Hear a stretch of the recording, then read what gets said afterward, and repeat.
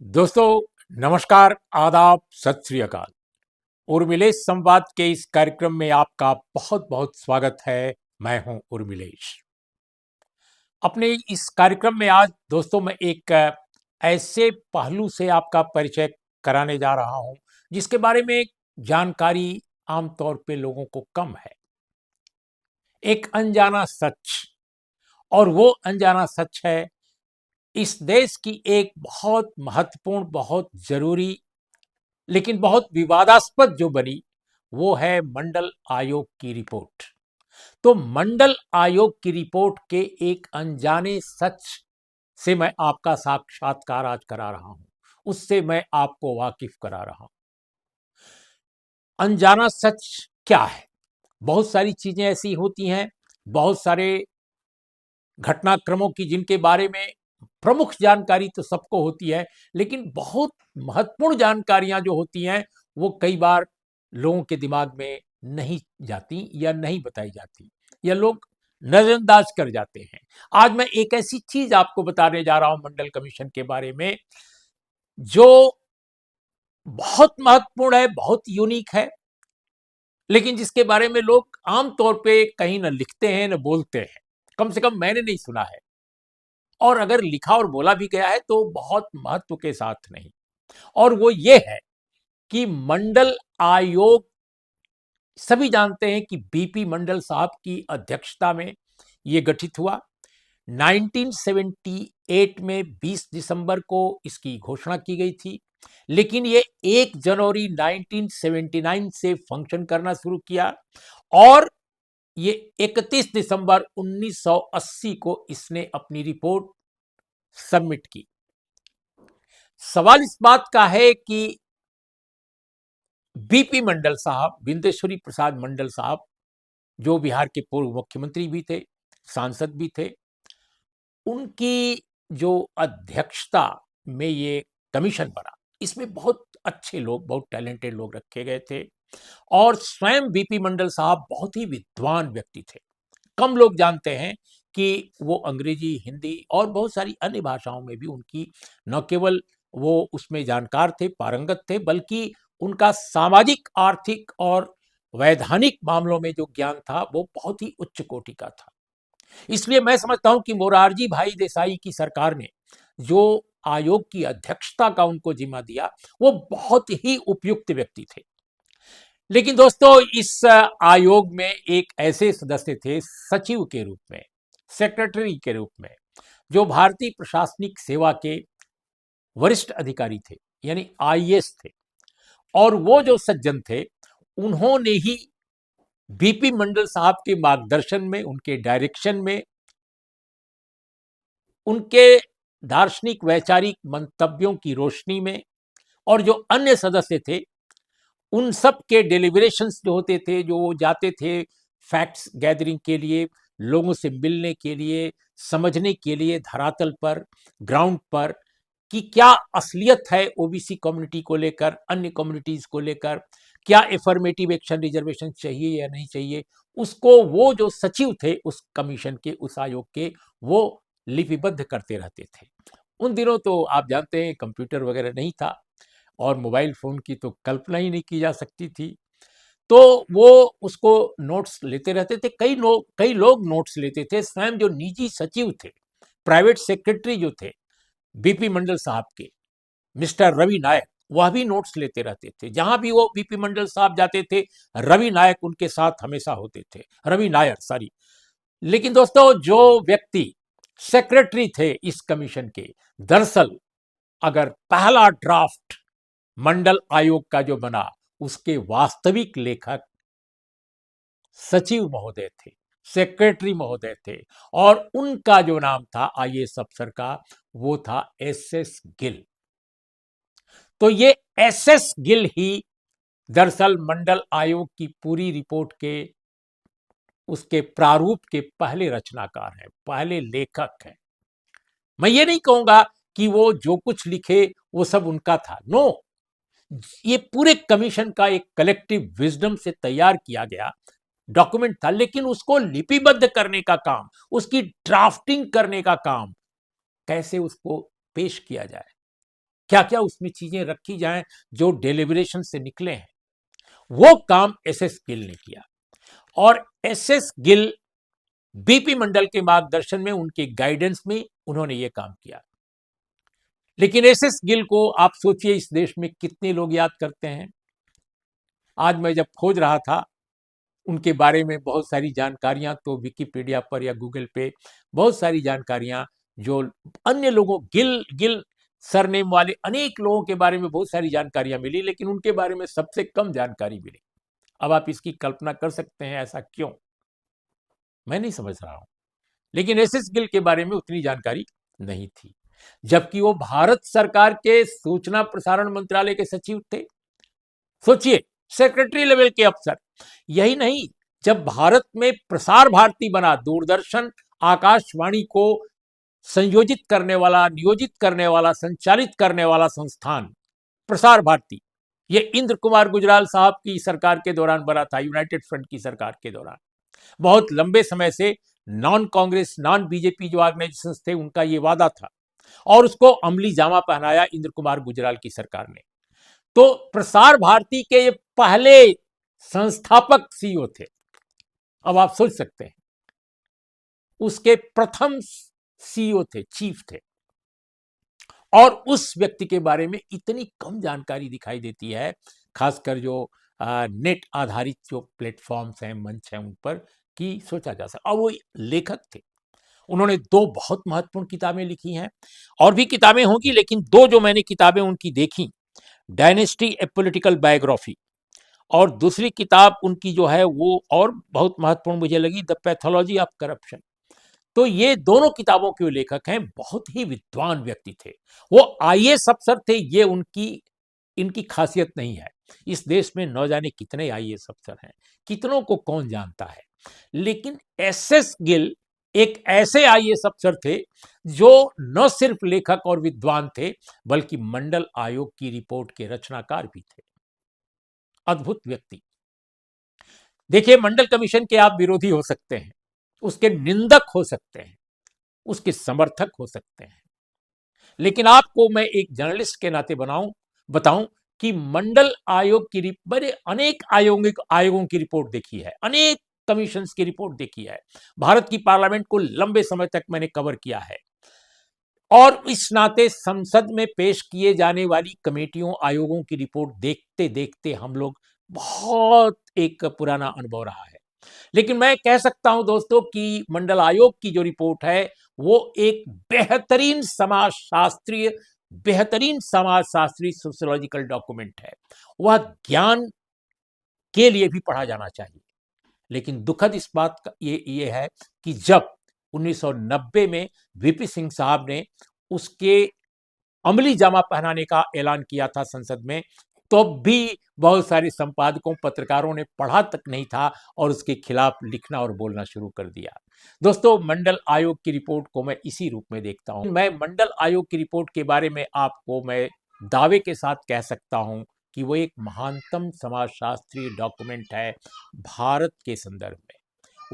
वह विकास के बारे में, प्रगतिशील कार्यक्रमों के बारे में, और सामाजिक आर्थिक रूप से पिछड़ों के उन्नयन के बारे में, और टोटलिटी में पूरे देश के विकास के बारे में एक शानदार सुझाव पत्र है। अगर मेरी बात अगर आप उसको समझना चाहें तो आप उसको जरूर पढ़ें। और ये संभव क्यों हुआ? क्योंकि बीपी मंडल साहब की अध्यक्षता और एसएस गिल की जो ड्राफ्टिंग थी, उसने उसको इतना शानदार डॉक्यूमेंट बनाया।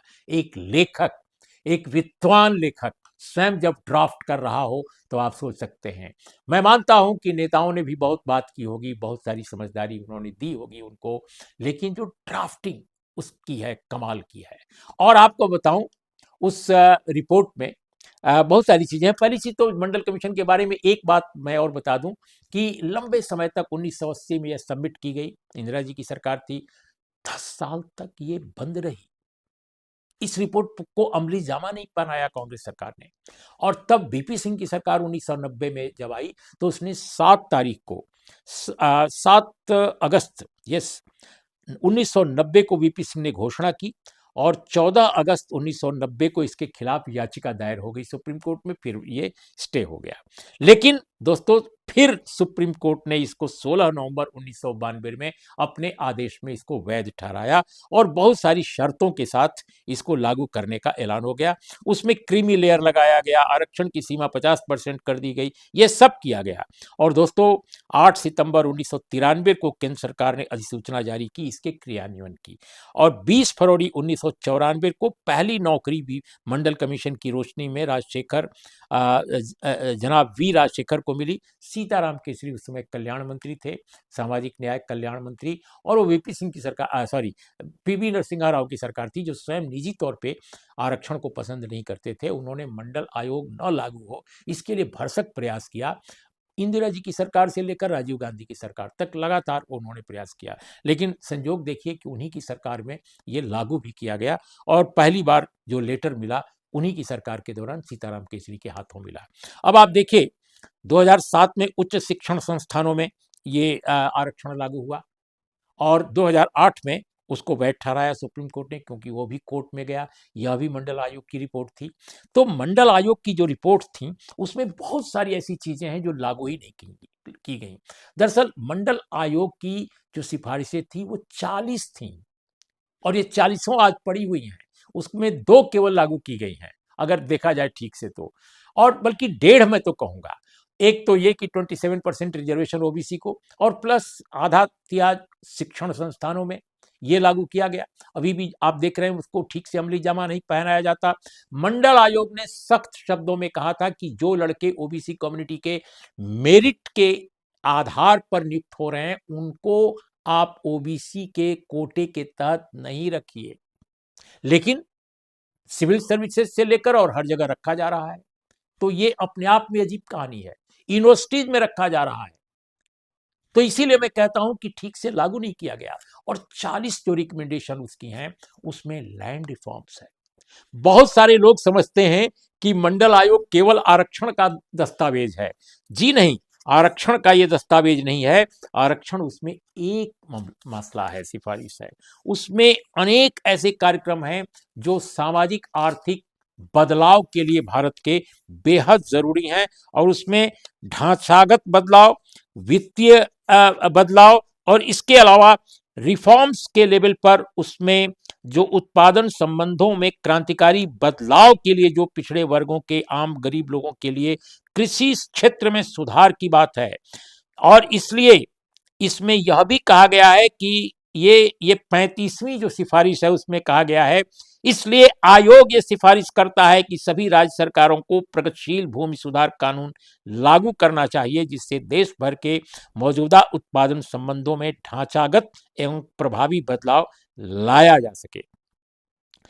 36वीं जो डिमांड है उसमें कहता सिफारिश है उसमें कहता है मंडल आयोग की इस समय अतिरिक्त भूमि का आवंटन एससी एसटी को किया जाता है।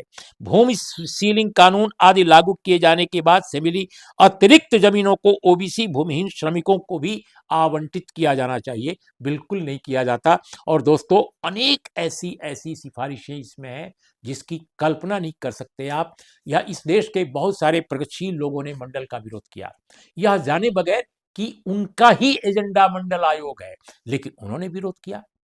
बाद में जब उनको समझ में आया तो ना नुकुर करके, नाक को घुमा करके उन्होंने नाक को पकड़ा। इसके अलावा बड़े बड़े इंटेलेक्चुअल इस देश के जो अपने को लिबरल्स कहते हैं उन्होंने विरोध किया और आज भी विरोध करते हैं। बड़े बड़े प्रगतिशील पत्रकार, प्रगतिशील विद इन द कोर्ट, उन्होंने विरोध किया क्योंकि संयोगवश उनका जन्म हिंदू अपर कास्ट में हुआ था। कमाल की। तो आग्रहों पूर्वाग्रहों के कारण मंडल आयोग की सिफारिशों को बगैर पढ़े लोगों ने विरोध करना शुरू किया, और जो पढ़ा भी जिन्होंने, उनको लगा कि ये गलत है। क्यों गलत है ये वो आज तक नहीं बता सके। एक मैंने रिपोर्ट आज तक नहीं पढ़ी किसी भी विद्वान की, चाहे वो लिबरल हो चाहे कंजर्वेटिव हो, जिसमें ठोस ढंग से व्याख्यायित किया गया हो कि मंडल आयोग की रिपोर्ट से उसको आपत्ति क्या है, किस आधार पर वो इसकी आलोचना करता है। बिल्कुल मैंने आज तक नहीं पढ़ी। और दरअसल दोस्तों ये जो कन्विंसिंग ढंग से रिपोर्ट लिखी गई है, इसका सबसे बड़ा, इसमें सबसे अहम भूमिका बीपी मंडल साहब के मार्गदर्शन के साथ जरूर मैं एस एस गिल साहब की ड्राफ्टिंग का जरूर उसको क्रेडिट देना चाहूंगा। और दोस्तों, जातिवार जनगणना आज एक बहुत महत्वपूर्ण विषय है। अब आपको मैं बताऊं कि जातिवार जनगणना के बारे में बाकायदे मंडल आयोग की रिपोर्ट ये कहती है, और मंडल आयोग ने बीपी मंडल साहब ने जो ज्ञापन प्रेसिडेंट ऑफ इंडिया को दिया और गृह मंत्रालय को भी दिया, उसमें यह कहा गया है कि जातिवार जनगणना के आंकड़े न होने से इतनी कठिनाई हुई कि उसकी कल्पना नहीं की जा सकती है। इसलिए जातिगत जनगणना पर सरकार को विचार करना चाहिए। ये बाकायदे मंडल आयोग की रिपोर्ट में है, जिसे बीजेपी की सरकार हो चाहे कांग्रेस की सरकार हो, किसी ने आज तक लागू नहीं किया। और बिल्कुल चलते चलते 27% रिजर्वेशन मंडल आयोग की सिफारिश में शामिल नहीं होता, लेकिन दबाव के कारण न्यायपालिका के बहुत सारे जो ऑर्डर्स आ चुके थे कि 50% से ऊपर नहीं जाना चाहिए, इसके कारण दबाव में आकर 27% रिजर्वेशन रिकमेंड किया गया था। ये मंडल साहब ने स्वयं लिखा है अपनी रिपोर्ट में। जो ड्राफ्टिंग कमेटी जो थी, जिस तरह से उसको संयोजित किया, उसमें एक वाक्य कहा गया है कि 54% माना गया है कि ओबीसी की आबादी इस देश में है या होनी चाहिए, अनुमान। और इस आधार पर उन्होंने कहा था कि 27% हम मजबूरी बस पेश कर रहे हैं ताकि इसको लागू किया जा सके। दोस्तों, बहुत सारी बातें और भी हम करना चाहते थे, लेकिन हमारे पास समय नहीं है। लेकिन आ, जो लोग हमारी इस वीडियो को जो लोग सुन रहे हैं, हो सकता है कि उनको लगे कि ये एसएस गिल के बारे में ये जो तथ्य हैं वो कैसे और क्यों आए। एसएस गिल को इसलिए याद करना जरूरी है क्योंकि सचमुच उनका इस आयोग के आधार को लेकर, इसकी रिपोर्ट को लेकर, इसकी सिफारिशों की ड्राफ्टिंग को लेकर बहुत बड़ा योगदान है, और उनके योगदान को नजरअंदाज नहीं किया जा सकता। ये बात मैंने बीपी मंडल के जो निजी सचिव, प्राइवेट सेक्रेटरी जो अभी भी हैं और बुजुर्ग हैं, वो रवि नायर, उनसे भी मैंने बात की। उन्होंने भी इस बात को प्रूव किया कि मिस्टर एस एस गिल ही ड्राफ्ट करते थे। किसी भी विषय पर जब कोई बात बनती थी तो पहले वही ड्राफ्ट करते थे, बाद में डिस्कशन होता था, और डिस्कशन की रोशनी में फिर वो फाइनल ड्राफ्ट तैयार करते थे। तो इस तरह सच पूछे तो एस एस गिल बहुत बड़ी उनकी भूमिका मंडल आयोग की कन्विंसिंग, लॉजिकल और बेहद सोशियोलॉजिकल, शानदार एक समाजशास्त्रीय जो दस्तावेज है उसको कंप्लीट करने में, उसको लिखने में रही है। मैं एसएस गिल से एक बार केवल मिला था, लेकिन मैंने इंटरव्यू में नहीं कर सका, उनसे लंबी बातचीत नहीं कर सका, लेकिन हमारी मुलाकात होती तो बहुत अच्छा लगता।